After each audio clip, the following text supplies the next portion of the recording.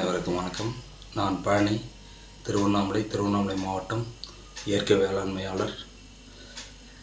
ஊர்தோறும் உணவு திருவிழா என்ற வகையில் கண்ணமங்கலம் அரசு ஆண்கள் மேல்நிலைப் பள்ளியில் வருகின்ற மே 1ஆம் தேதி பாரம்பரிய உணவு திருவிழா நடைபெற உள்ளது. அது சமயம்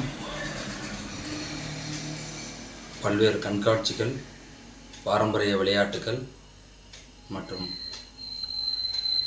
பாரம்பரிய அரிசி வகைகள், சிறுதானியங்கள், மதிப்பு கூட்டப்பட்ட பொருட்கள், பழங்கள், காய்கறிகள், இயற்கை முறையில் விளைவிக்கப்பட்ட பழங்கள், காய்கறிகள் இவை அனைத்தும் காட்சிக்கும் விற்பனைக்கும் உள்ளது.